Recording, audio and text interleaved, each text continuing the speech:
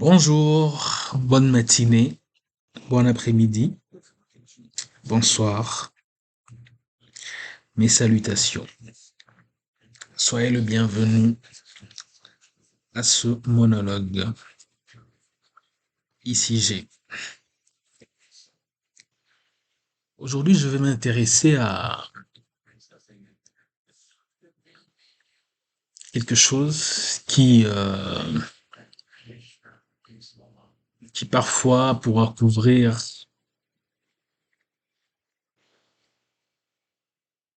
un des aspects que j'aimerais aborder. Il s'agit tout simplement de la récente actualité. Donc, il y a 2 jours finissait le mois de février, qui, en cette année bissextile, en contient 29 jours. Et donc, il s'est produit que le Premier ministre canadien Brian Mulroney est décédé ce jour-là. S'en sont suivis la pluie d'hommage. Et cela peut paraître un peu anecdotique. Ce qui a retenu plutôt mon attention, ça a été l'âge de son décès, à savoir 84 ans. Euh, donc, à la période où on est en train de parler ici et là de l'âge des potentiels concurrents à la présidence américaine, j'ai noté justement à partir de cet âge qu'il était bien plus âgé que le président américain actuel. Et que donc en remontant, il était beaucoup plus âgé en fait quand il était vivant que je ne le pensais. Parce que voyez-vous, je m'intéressais plus ou moins à la, à- au pays ainsi qu'aux hommes qui les dirigent, les femmes d'ailleurs. Et j'avais remarqué que dans le profil, il s'était fait un basculement à partir d'un individu en particulier. Donc, bien que je connaissais le peu qu'il y avait à savoir sur monsieur Brian Mulroney, je pensais toujours que c'était concomitant en fait avec le responsable politique que je vais évoquer et que en fait que c'était davantage lui qui avait inspiré, qui avait entamé en tout cas cette série. Et donc, grande a été ma surprise que ça a été l'inverse. Bon, cela n'est pas, c'est pas exhaustif, c'est pas, puisqu'ils ont dirigé leurs pays respectifs à une très courte période. Donc, le mandat de l'un finissant pendant que celui de l'autre commençant. En effet, monsieur Brian Mulroney a été Premier ministre du Canada au milieu des années 80. Et il a été élu. On ne dit pas élu dans une monarchie parlementaire. On dit plutôt il était le chef du parti qui a gagné les élections générales de cette année qui était 1984. Et 1984, c'est une année intéressante à plusieurs points de vue, mais non, n'entrons pas là-dessus sur le moment. Et à ce moment-là, il avait 45 ans. dépendamment du mois, peut-être il était en tout cas à sa 45e année de vie, peut-être qu'il avait juste 44 ans encore. Et presque de tout temps, c'est jeune. C'est jeune lorsqu'on ne vient pas du sérail.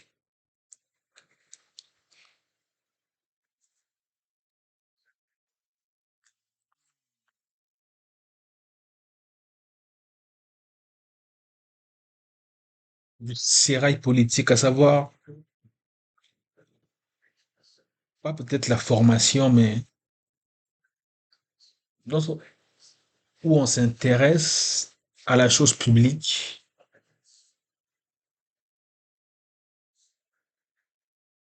au moins à la fin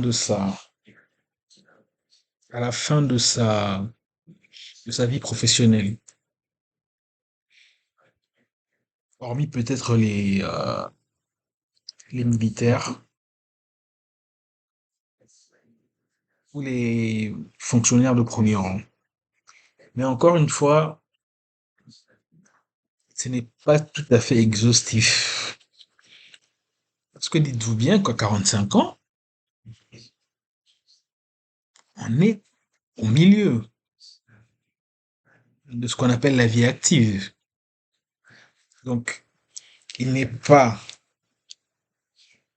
habituel de voir un homme ou une femme à cet âge-là accéder à la plus haute fonction de l'État, d'une nation.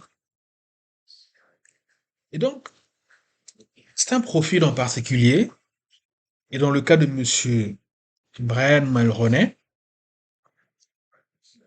donc, venant d'une petite ville, celle de, celle de Bécomo, qui a fait qui a une bonne formation, une licence de droit dans une université réputée de la capitale nationale, et qui a embrassé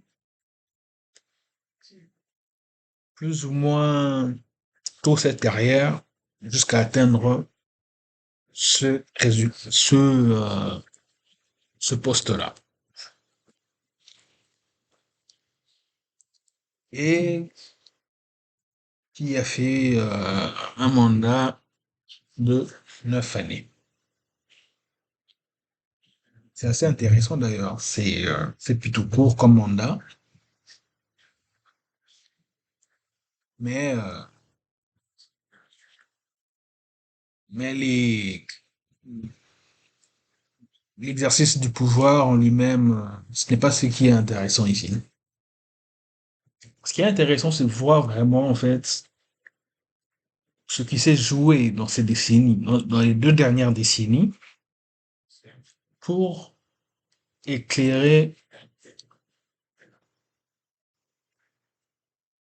ce qu'est devenu la fonction dirigeante.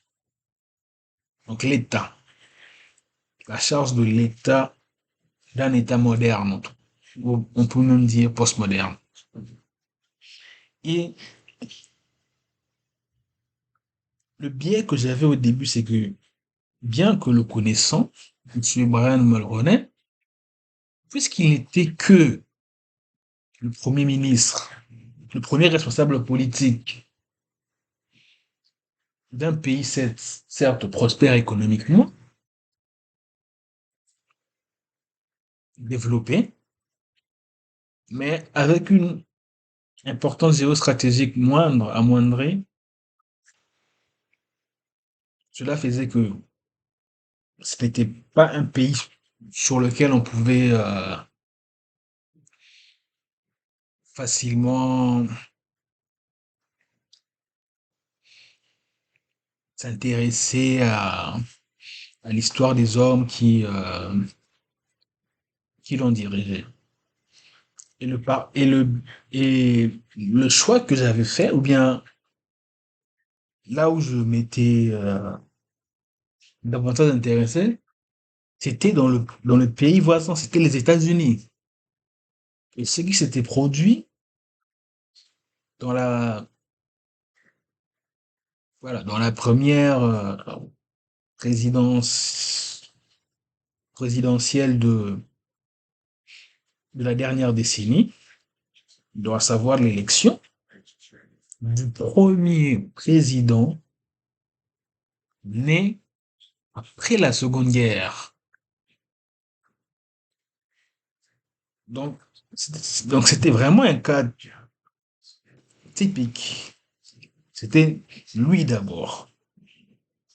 Parce que justement, Monsieur Brian Mulroney, c'est vrai qu'il naît.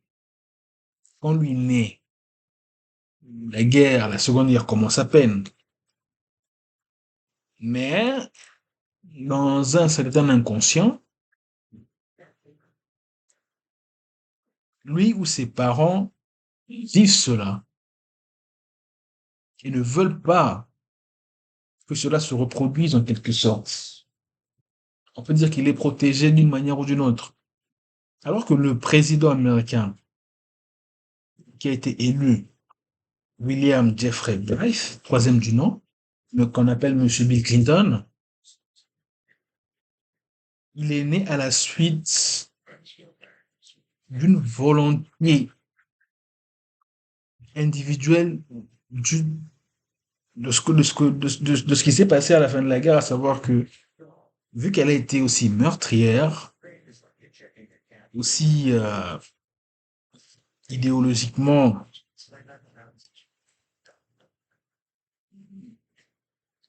inhumaine,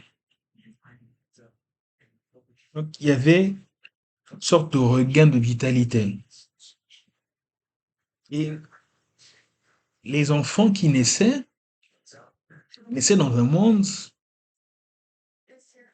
qui n'avait rien à voir avec le monde qui était avant. Donc presque dans un monde qui se voulait vierge. Et, et donc rapidement, l'économie aidant a fait que il y a eu davantage de possibilités. Donc c'est sur lui que je me suis intéressé. Donc, donc, président élu, donc lui a 46 ans. Donc il est devenu installé président à sa 47e année, mais il a été élu à 46 ans. Né dans une petite ville, dans un petit État américain, dont le père,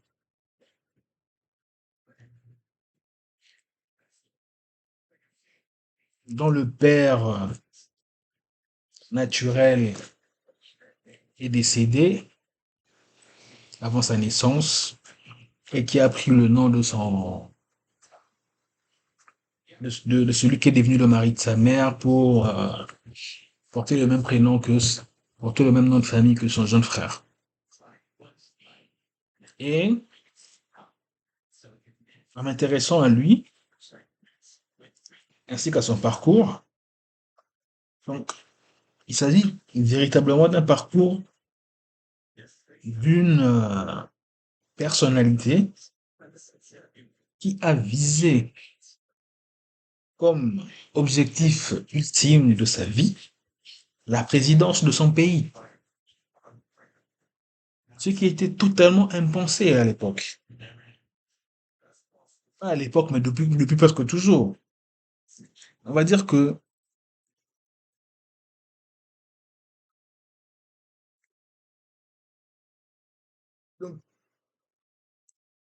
c'était très étrange. Et c'est lui. Donc, moi, je croyais que, en ayant créé, en fait, ça, les personnes qui font des études et qui leur permettent de développer des compétences intéressantes pour le système démocratique que donc la puissance américaine devenue première à la suite de la Seconde Guerre avait créé en fait en braquant genre la plupart des secteurs clés des États dans des hyperstructures qui s'autogérait et que la seule,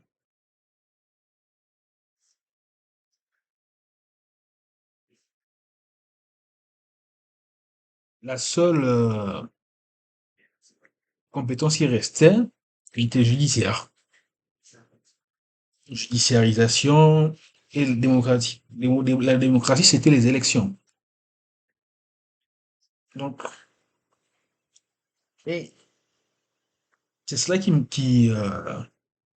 j'ai retrouvé dans la plupart des dirigeants dits charismatiques qui suivent cette voie. Donc, le but, c'est essayer de se faire élire par des compétences qu'on aurait acquises et transférer tous les pouvoirs dans ce qui existe déjà et tout ce que la démocratie aborde est géré au niveau de la justice. Donc, Monsieur Brian Mulroney a été le précurseur de cela, en fait. Parce que mais c'est toujours le deuxième qui confirme la chose. Parce que le premier est toujours précurseur, mais on peut se dire que si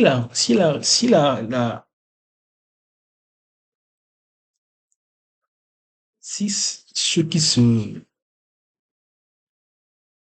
l'essai ne se conclut pas de la bonne façon, on referme les pages du livre et puis on revient à l'ancienne chose. Mais s'il y a une deuxième,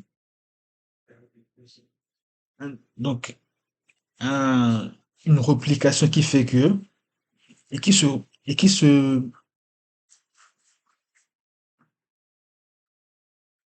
et qui se trouve approuvé par une réélection, ce qui n'a pas été le cas par, voilà, un responsable politique de premier plan du parti duquel il venait. Alors, le modèle était approuvé, c'était original, donc c'était cette voie-là qu'il fallait suivre. Donc, ça revient à ce que, donc, c'est une très longue introduction et parfois, voilà, j'ai dû bafouiller, donc, et ça, c'est juste un interlude que je peux faire. Donc, les monologues que je serais amené à faire, c'est vraiment une libre pensée, une libre parole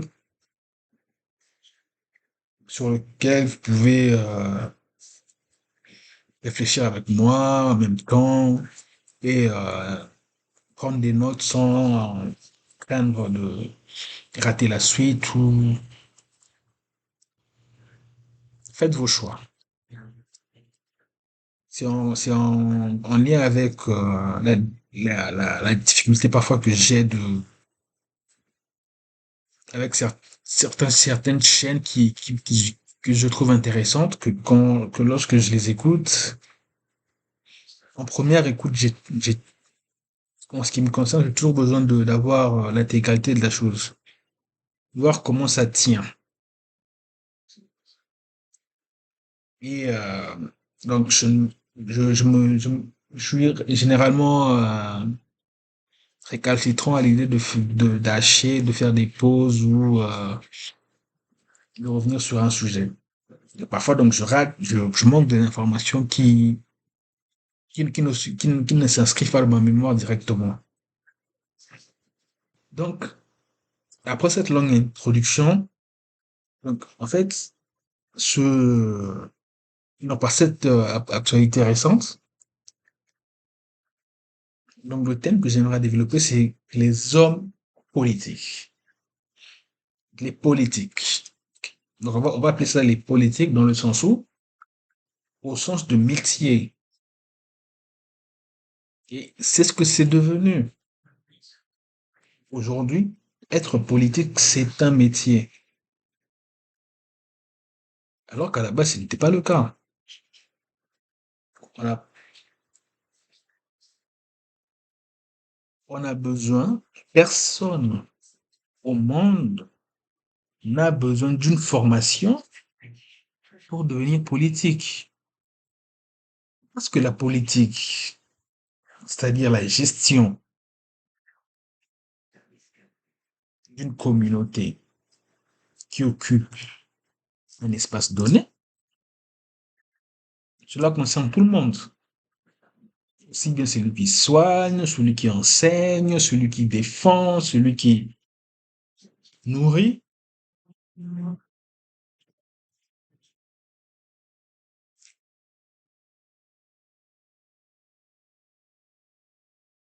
Tout cela, donc, on se défend, on défend son prochain, et cela n'a besoin d'aucune formation. Et cela a été beaucoup le cas. Mais justement, dans l'histoire et dans la société d'Ancien Régime, si on part de là, donc on avait donc un roi, sa noblesse,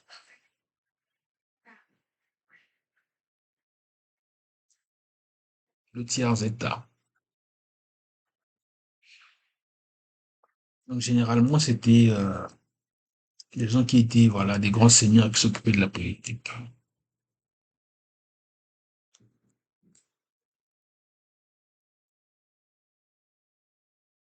Ce n'est pas toujours juste, cela est vrai. Mais la création des politiques, au sens de métier, c'est quelque chose de dangereux pour la société.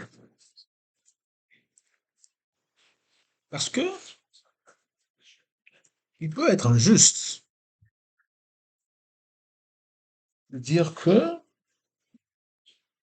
de par mon expérience de vie,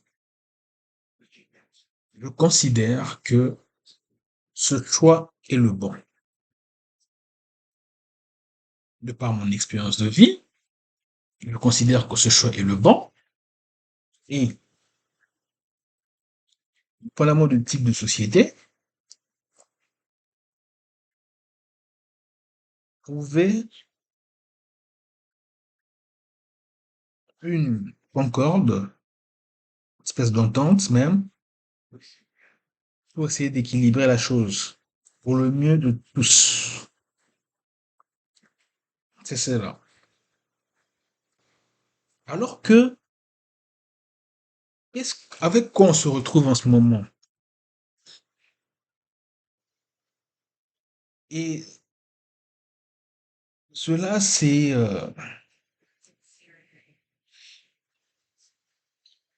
parfois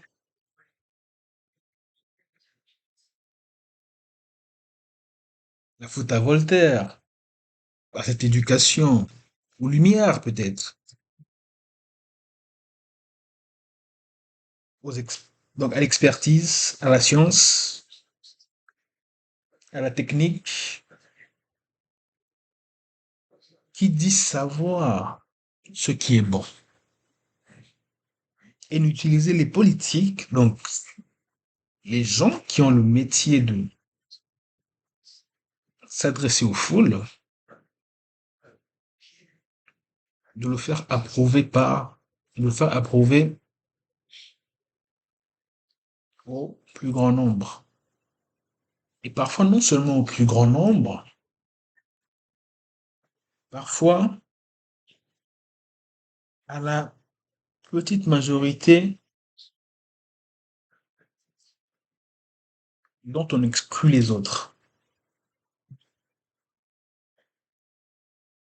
Et c'est cela qui a eu le basculement. On ne peut pas forcément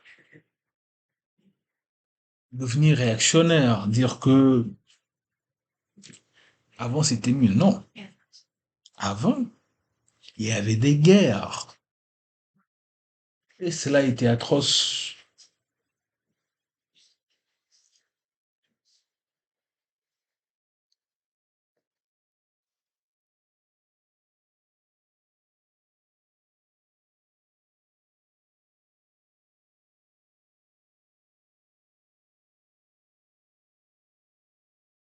Mais de tout temps, l'individu a toujours dû se défendre. On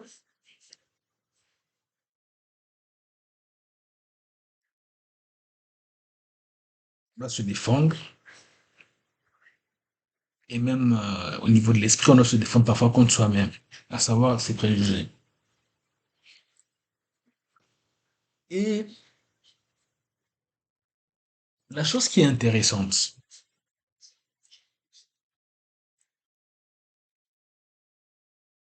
donc à savoir,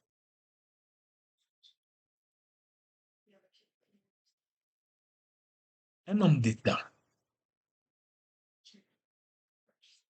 une expérience de vie, comme on l'a rappelé, il a son expérience de vie, elle a son expérience de vie.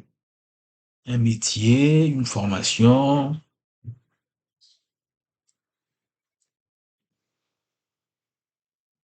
Et c'est à partir de cela qu'on développe des convictions. On ne peut pas avoir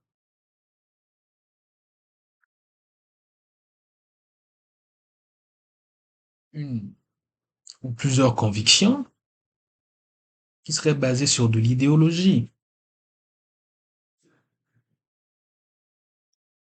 Ça s'appellerait des caprices.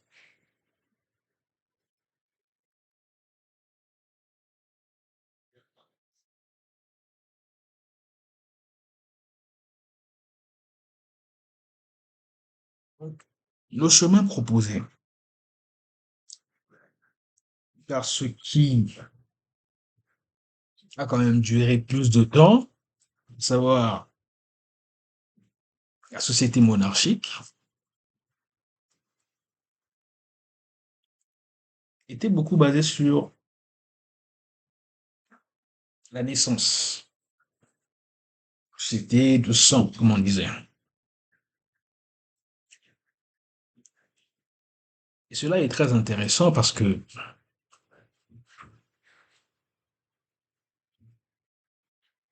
on n'a pas, dans une telle société,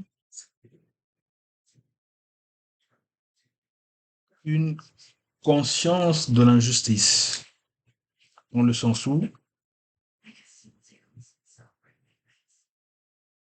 on sait que, en tant que paysan, si on voit son père paysan heureux avec sa grande famille, on n'a pas besoin de se poser tant de questions. On voudra, de manière un, un petit inconsciente, aller vers cela. Et oui, c'est vrai que quand il viendra le moment où le père nous transmettra, ou bien juste nous montrera maintenant les us et coutumes de son métier, on en verra les difficultés. Et à ce moment-là, on sera éveillé à la chose politique. Mais toujours dans une idée de conservation. Alors que dans l'éclatement d'une telle société, bon, c'est la même chose. Et d'ailleurs, oui, donc la paysannerie, c'était pas eux le problème. C'est dans ces régimes, c'est ce qui était entre les deux. C'est la noblesse qui ne supportant pas. Parce que la noblesse est propriétaire des terres et considère que le roi, donc la couronne, est là pour quelque chose de symbolique. Le pouvoir, ça ne doit pas être aux mains du roi. Et donc la véritable révolution, c'est de ne pas supporter que, puisque c'est ça un roi, il est ce qu'il est, à savoir le personnage le plus important, par naissance. Or, la naissance, c'est le don le plus gratuit. Donc, on devient quelque chose par rapport à la naissance. Donc, on devrait normalement être gratifiant de tout cela. Un système qui vous accorde un tel privilège. Mais quand on remarque que quelqu'un qui vient de cela veut à tout prix empiéter sur ses pouvoirs, c'est là qu'il y a un problème. Et comme c'est la noblesse qui tient un royaume, elle a gravement les moyens. Et c'est eux qui, c'est eux qui ont qui sont les grands financiers. Ils ont tous les leviers pour faire éclater tout cela. Donc, c'est cela qui est intéressant. Donc, aller là-dedans. Mais voilà, de tout temps, donc, d'abord au niveau de l'instruction, c'était toujours des grandes familles qui avaient l'instruction, donc qui comprenaient en fait les différents secteurs de la vie active et qui avaient le pouvoir, bien que le pouvoir symbolique était entre les mains de qui variait, ainsi de suite. Après, c'est devenu le Parlement et ainsi de suite. Donc, donc la création maintenant du politique, en tant que métier, c'est une nouvelle,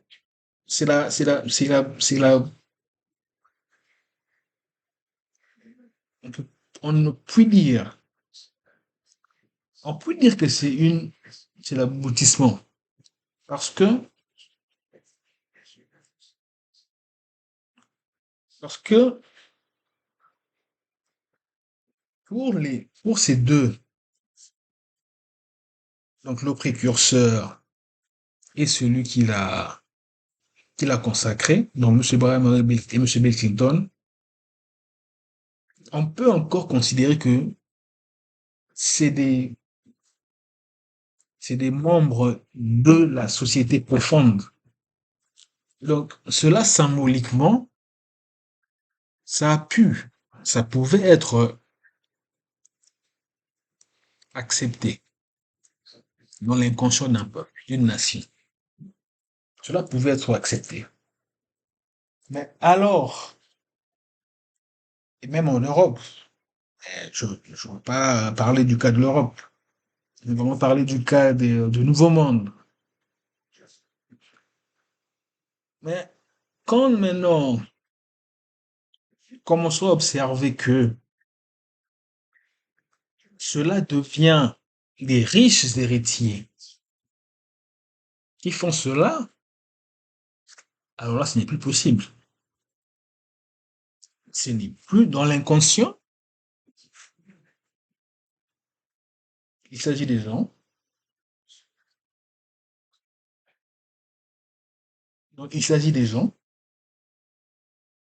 qui ont vécu leur vie dans l'abondance, qui n'ont jamais eu à avoir des conflits ou quoi que ce soit, à connaître des difficultés dans leur parcours de vie, mais qui se retrouvent aux plus hautes fonctions de l'État en train de discuter des choix essentiels pour la vie des concitoyens qu'ils n'ont jamais rencontrés dans leur parcours de vie. Là, c'est une cassure. C'est une cassure dans leur parcours de vie parce que pour les uns, parce que pour eux, cette classe basse, c'était au mieux leur valet de chambre. C'était leur valet de chambre. C'était leur valet de chambre. Au bas mot, c'était des gens qui ne voyaient jamais. Donc, les uns comme les autres ne peuvent concevoir, peuvent concevoir ça. Donc, le discours démocratique, donc l'acception du régime démocratique ne tient plus debout. En politique, tout est affaire de symbole. Tout est affaire de symbole.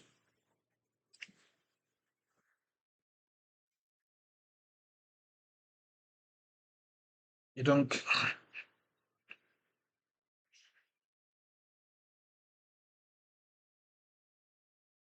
et donc cela se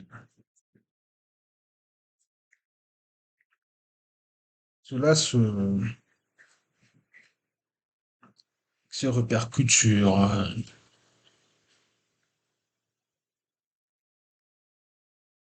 sur plusieurs domaines.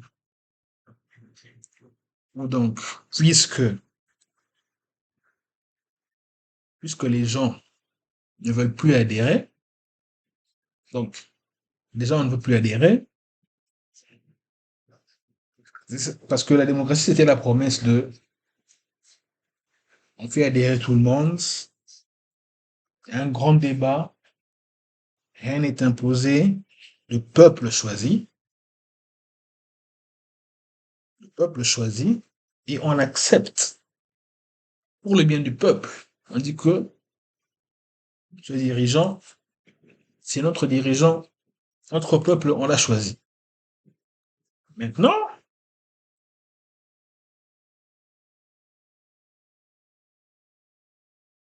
donc ça devient de plus en plus le corps électoral s'étiole.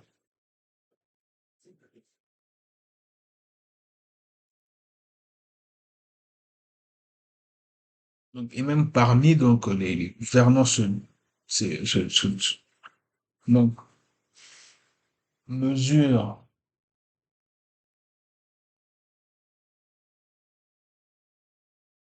mesure leur chance et par rapport à cela,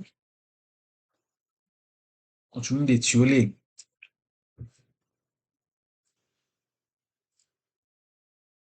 le, le socle électoral.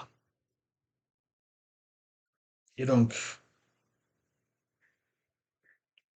puisque théoriquement, il s'agit d'un régime démocratique, donc le peuple a accordé le pouvoir à des dirigeants, donc les dirigeants se donnent le, le désir de désigner, de donner de donner des injonctions, des contraintes, d'exiger ceci ou cela.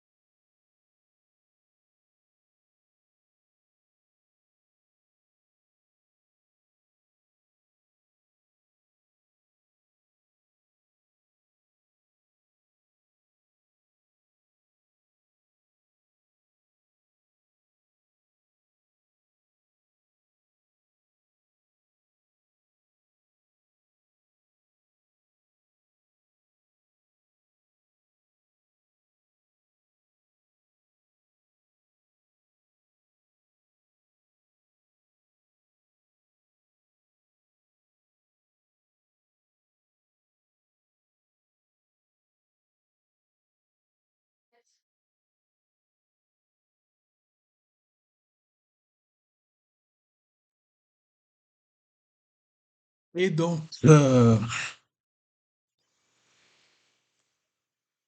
cela est intéressant et Bon, parfois, puis aller dans des sens divers, mais c'est pour amener à donc un angle de vue pour dire que et non pas être dans ce discours des décennies ou des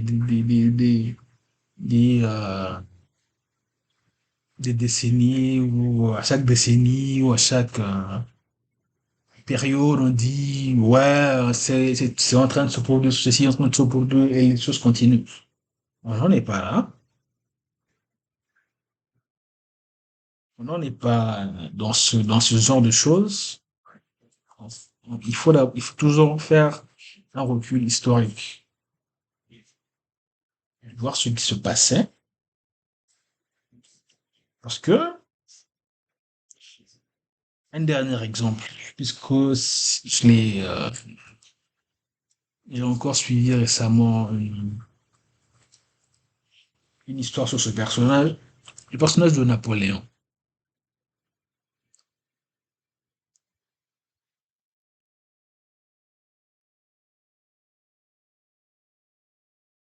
C'est un Corse, donc c'est un produit en fait de la République. C'est pour ça que c'est, c'est pas pour les gens de ses pairs ont pu le mépriser. On dit que le bas peuple a su reconnaître ses mérites. C'est un Corse. Donc, donc, après, à la suite de la Révolution, donc, il a été, il a été, donc, dans une école militaire, ensuite, par des alliances politiques, parce que c'est comme cela que fonctionne, c'est exactement comme ça.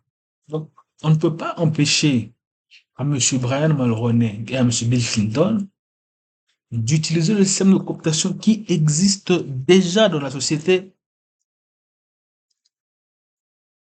bourgeoise.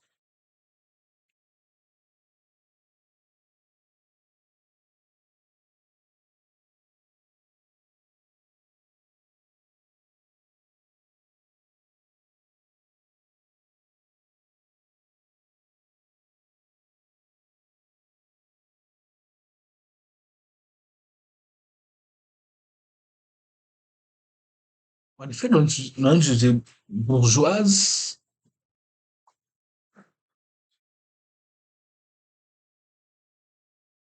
c'est une classe qui contrôle l'économie pour ce qu'elle est, pour obtenir des avantages, un système de cooptation, basé, qui, qui est dans une espèce de renversement de paradigme, c'est que elle croit mériter cette place qu'elle occupe au sein de la société. Mais elle croit que c'est par ses propres mérites. Que voilà, elle a travaillé, et puis donc, au fur et à mesure, elle a gagné, donc voilà, c'est comme ça, et pas autrement. Et donc, quelqu'un de l'extérieur, mais qui a une ambition, parce que on ne peut pas refuser à quelqu'un d'avoir une ambition. Parce qu'il y a deux choses. Oui, il y a des princes qui ne sont jamais devenus des rois. C'est peut-être même le cas de la plupart d'entre eux. Ce n'est pas forcément par mauvaise fortune. Ils n'ont pas voulu le devenir parce que être roi, il y a déjà une perte d'identité. Quand on est prince, on est encore soi-même et on a des avantages princiers.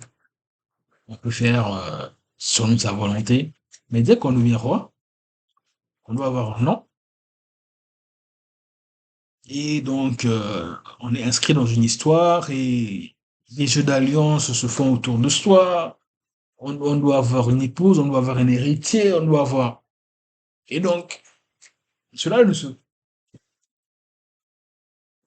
voilà. Cela ne se voit guère à l'œil nu, mais cela est la vérité. Donc, quand on est cela, donc on a de l'ambition, donc il devient général, donc par ce jeu d'alliance, et on comprend que, donc, après la révolution, il faut que il y ait d'abord de l'ordre. C'est ce que tout peuple fait. Quand tout est presque à terre, ce qu'il faut, c'est un ordre. Et l'ordre, quand plusieurs choses ont essayé qui ne marchent pas, l'ordre est amené par l'armée. Parce que c'est cela la subsistance de la nation. Elle doit être assurée par l'armée. Donc, lui, ce fait il arrive en cela, il arrive à intégrer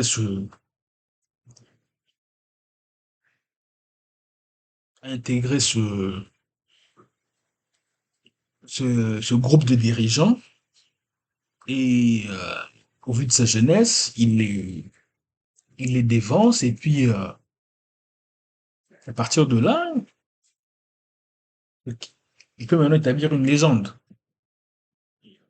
C'est cela qui se passe. Donc, on prend ses risques et puis on s'établit une légende plus tard.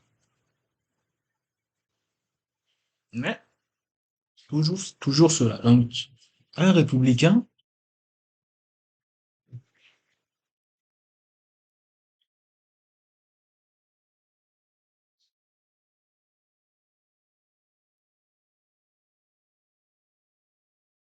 c'était un républicain.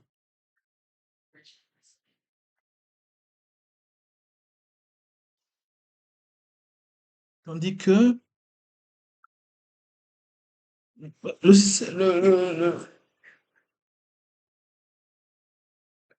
la classe bourgeoise,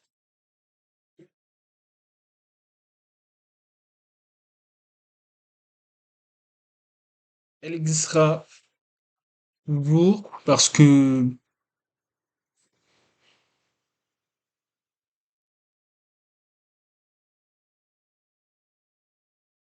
a besoin d'elle pour créer une sorte d'artifice économique. Oui, parce que des valeurs, ces valeurs artificielles,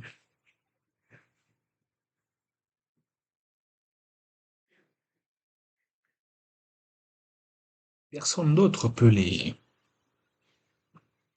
vraiment y croire. Si on n'est pas bourgeois, en fait.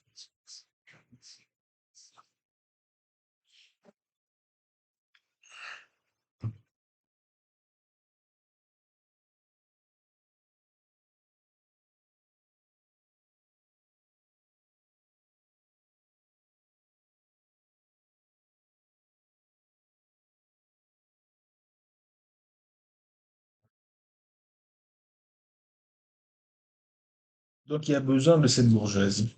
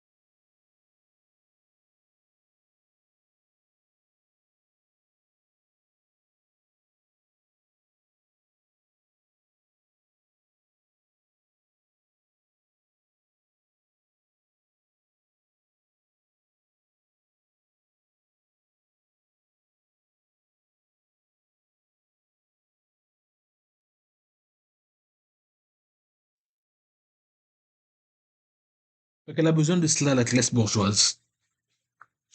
Donc un personnage comme donc Napoléon, et voilà, tout simplement. Donc la France était la plus importante en démographie, en économie. Et c'est souvent sur le souci, c'est que il y a toujours quelque chose qui se passe au niveau politique, en fait, au moment où elle est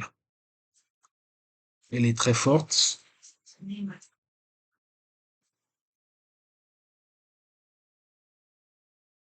Donc cela fait que,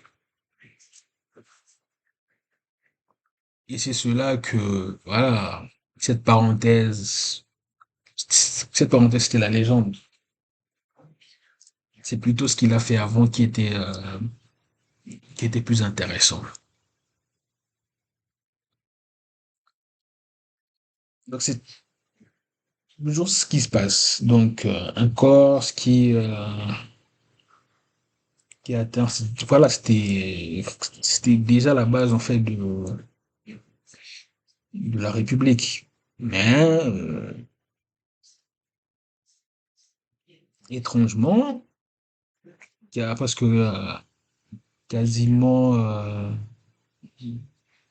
donc 33 ans après, 33 ans. Donc c'est la vie de quelqu'un, hein.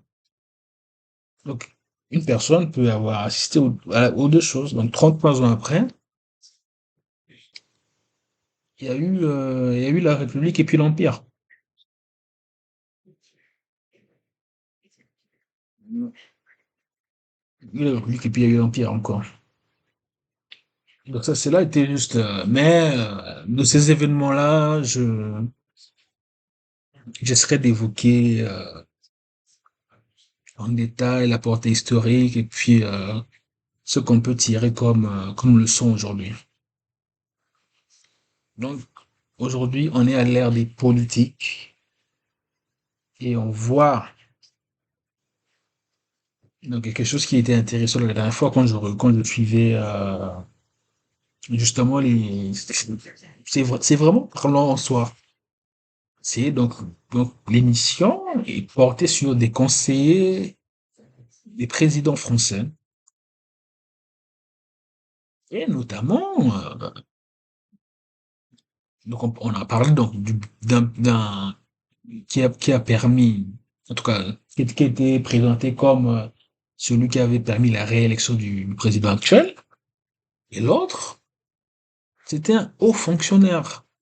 Donc, quelqu'un voilà, qui connaît comment gérer l'appareil d'État français, mais dont le métier est de communiquer, d'expliquer au monde une politique. Cela est étonnant. Cela est étonnant de voir que aujourd'hui,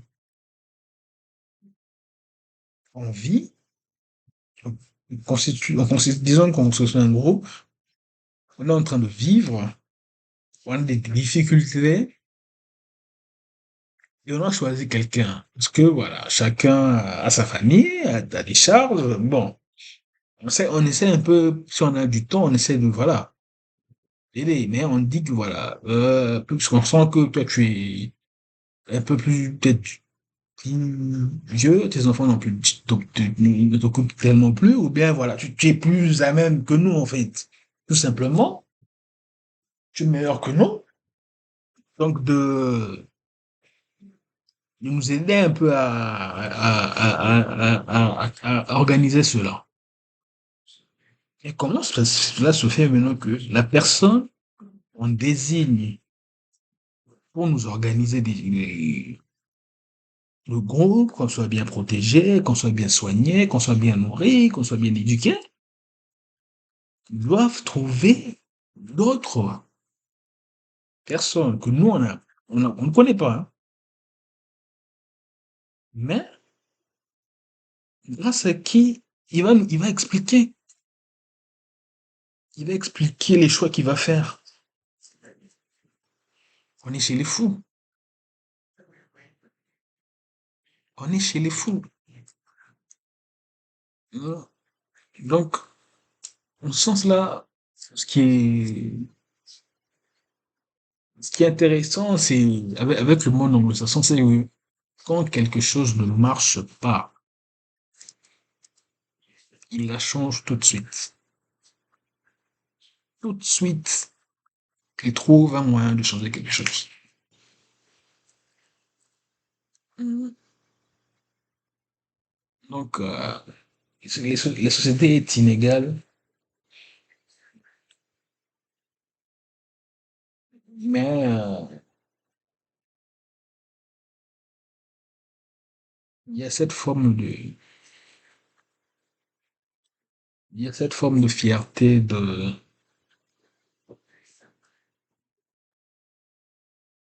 ne pas s'engluer dans des choses extrêmement complexes. Les Américains, voilà, comprennent aujourd'hui que ça leur a servi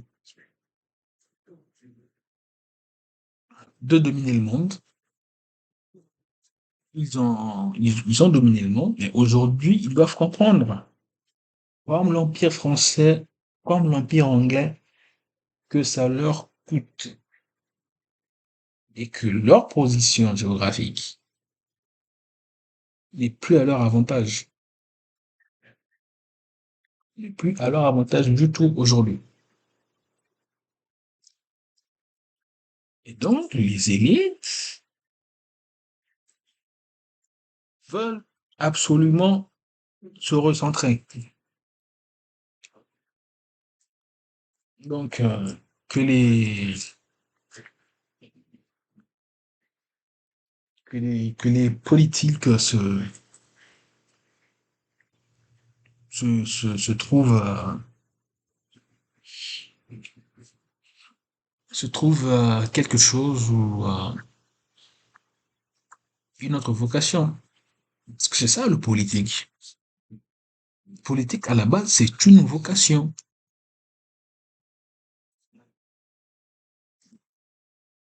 Ça me reprend encore d'essayer de prendre un autre chemin. On peut dire la même chose de la prêtrise. On a une forme d'intelligence, on a une compréhension des choses, une milieu de comment ça se passe, les choses. Et puis, notre rôle, c'est d'offrir une image à laquelle notre communauté peut se rattacher,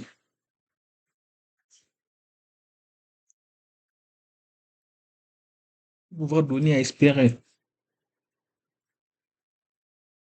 On doit être en lien. Donc,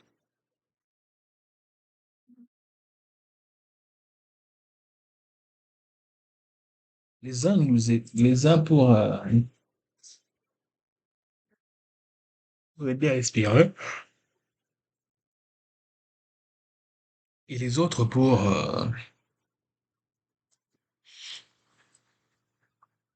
donner l'occasion d'être reconnaissant. On doit être en lien, toujours entre les deux. Oui, une église ne fonctionne pas. Non, cela n'a rien à voir avec un État. Non.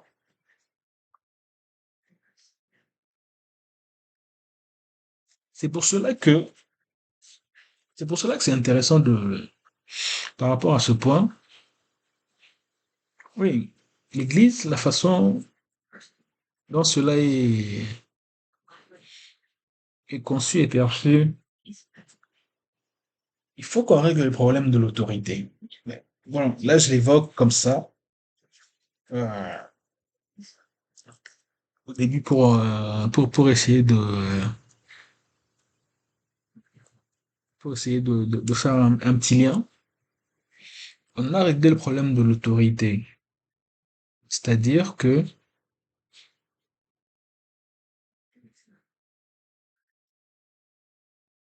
Dans la société, dans la société,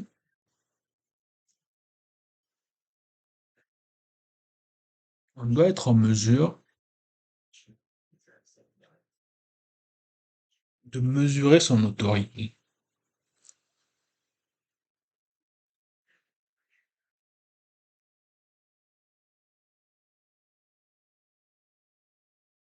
Et pour cela, c'est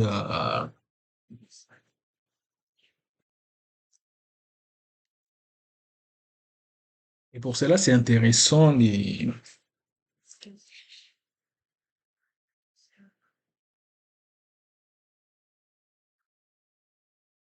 choses comme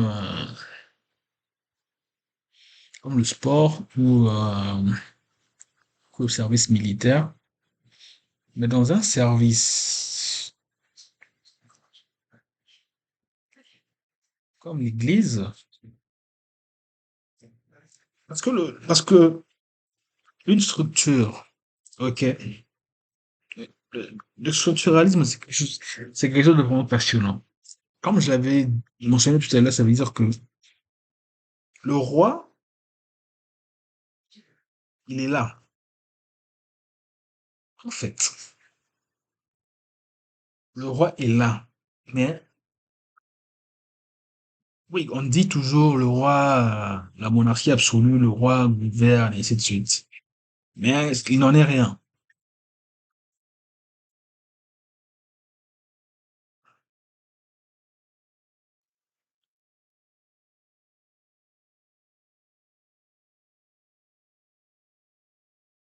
Les financiers sont les financiers.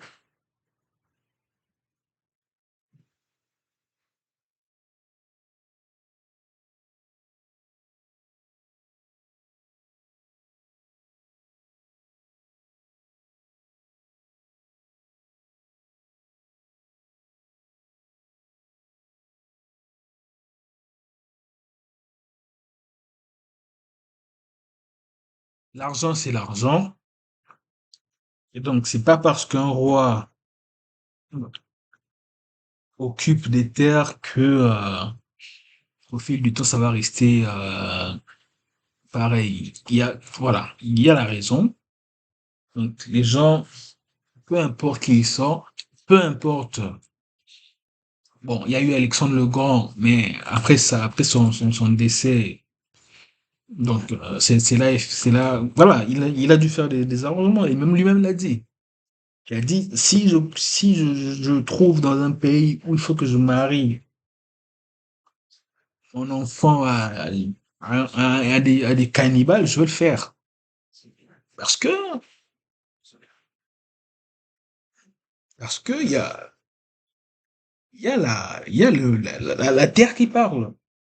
Et les personnes qui sortent de cette terre ont un sentiment d'attachement très, très, très fort. Et donc, dans les structures, c'est pour ça que il y a le terme de secrétaire, voire celui péjoratif de porte-parole. Voilà. Les termes pimpants, c'est pour l'histoire, c'est pour la littérature, c'est pour les autres.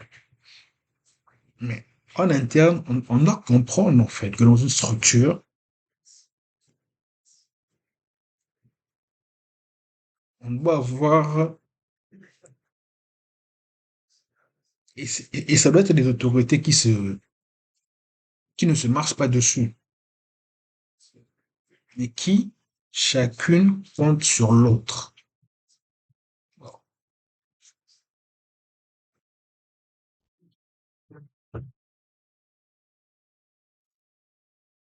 C'est des autorités qui doivent être en contact.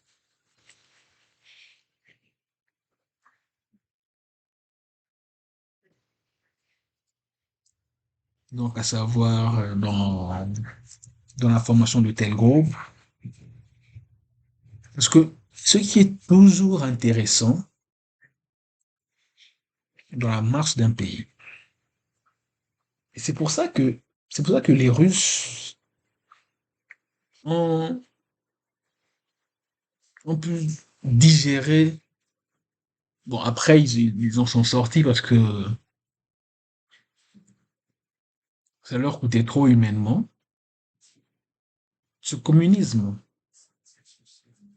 puisque il s'agit d'un véritable peuple,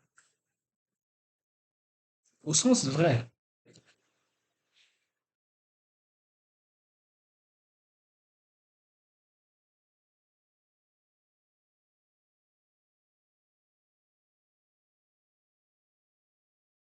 au sens vrai, un vrai peuple. Et, et c'est même là, en fait, qui est toujours intéressant dans l'armée, c'est comment se dire que ce que décide un chef d'état-major, donc pas le chef des armées, parce que c'est, ouais, mais le chef d'état-major, que ce soit appliqué aux soldats, deuxième ou première classe. Cette chaîne de commandement, cela s'applique. Mm. Et c'est là où c'est vraiment intéressant de voir. Bon, on peut donner une analogie au niveau des dominos, du jeu des dominos, un château de cartes, que une structure doit tenir sur ces deux bouts et qu'elle est mouvante, elle n'est pas statique. Si elle est statique, elle est morte. Elle est mouvante parce qu'au fur et à mesure, il y a des gens qui disparaissent et des gens qui apparaissent. Et voilà. Il y a toujours ce mouvement-là qui est perpétuel. Et donc, c'est pour ça que l'analyse historique ne doit pas utiliser tout le temps des grands termes, voilà, la fin de si quelque chose est devenu beaucoup plus grand. Non. Parce que ce qui n'a pas changé, c'est que les hommes ont toujours été les hommes. Il y a un discours des années 50 aux États-Unis, on peut le lire aujourd'hui. Alors que, à l'époque, il y a des millions de concitoyens, c'était pas encore des concitoyens, mais donc, des millions des gens qui ont vécu là depuis plusieurs siècles n'avaient pas le droit de vote. Et ils se rencontraient dans la rue, ne prenaient. Donc, cela existe. Les gens, les êtres humains sont les êtres humains, mais ce qui est juste, ce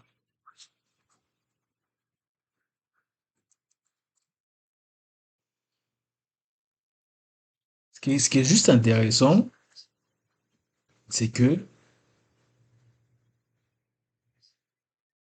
il faut maintenant donner du sens à cela. Qu'est-ce que cela dit? Quel sens cela porte vraiment?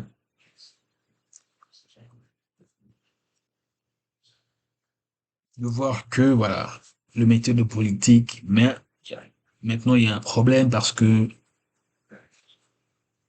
on a des politiques qui n'ont rien fait. Oui,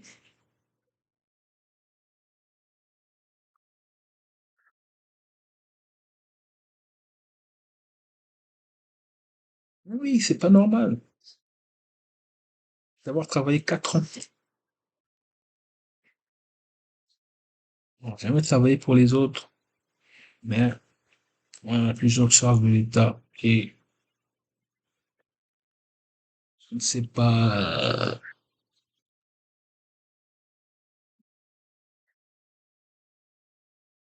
on est seulement intéressé à savoir quelle marque on va laisser dans l'histoire.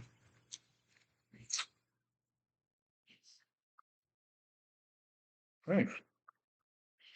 Quel risque, quel risque tu as pris? Qu'est-ce que, qu'est-ce qu'on fait exactement au jour le jour? C'est les événements qui créent les grands hommes. Ouais.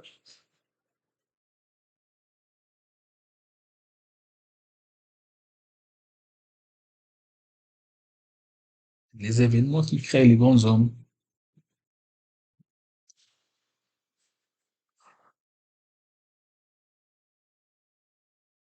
Donc,